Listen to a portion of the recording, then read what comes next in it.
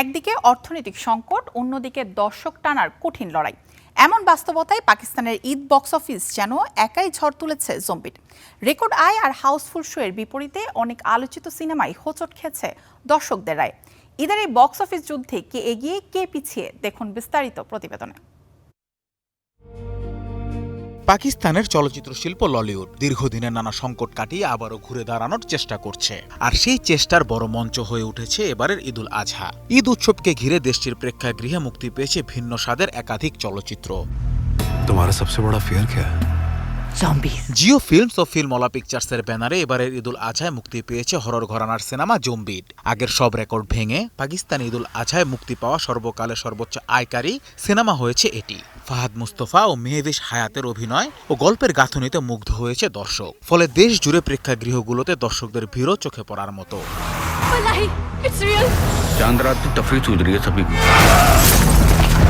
মুক্তির কয়েকদিনের মধ্যেই বাণিজ্যিকভাবে বড় সাফল্য পেয়েছে জম্বির। হল মালিকদের ভাষ্য, ঈদুল আজহায় মুক্তিপ্রাপ্ত পাকিস্তানি সিনেমাগুলোর মধ্যে এটি নতুন রেকর্ড গড়েছে। ইতিমধ্যেই 21 কোটি 34 লাখ পাকিস্তানি রুপি আয় করে ঈদের সবচেয়ে বড় ব্লকবাস্টার হিটের তকমা পেয়েছে সিনেমাটি। अपनी जिंदगी के 50-60 साल मैं इस कानून को दे चुका हूँ। তবে ঈদে মুক্তি পাওয়া অন্য কয়েকটি সিনেমার চিত্র একেবারেই ভিন্ন। মুক্তির আগে ব্যাপক আলোচনা থাকলেও দর্শক ধরে রাখতে ব্যর্থ হয়েছে সাইকো, ফলে বক্স অফিস কালেকশনও এর প্রভাব পড়েছে স্পষ্টভাবে। শান শহীদ ও মীরা অভিনীত মনস্তাত্ত্বিক থ্রিলার সাইকো নিয়ে প্রত্যাশা থাকলেও গল্পের ধীর গতি ও চিত্রনাট্যের দুর্বলতাকে ব্যর্থতার প্রধান কারণ হিসেবে দেখছেন দর্শক ও সমালোচকেরা।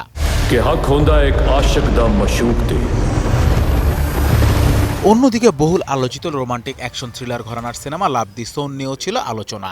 ইতিমধ্যে দুর্দান্ত সিনেমাটোগ্রাফি ও শ্রুতিমধুর গানের জন্য দর্শকদের মাঝে বেশ প্রশংসা কুড়িয়েছে সিনেমাটি। বক্স অফিসে ভালো সাড়া পেলেও জম্বির সিনেমার দাপটে ব্যবসায় কিছুটা খরা পড়েছে। প্রতিদিন গড়ে 35টিরও বেশি শো নিয়ে দ্বিতীয় অবস্থানে রয়েছে এটি।